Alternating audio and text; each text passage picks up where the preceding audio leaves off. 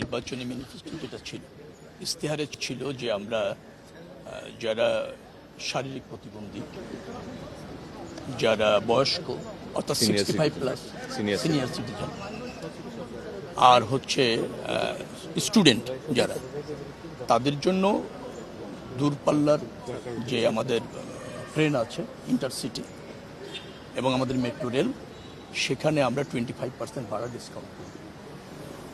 যেহেতু ঈদের অল্প দিন বাকি, আমরা এর আগে চেষ্টা করছি, কিন্তু সম্ভব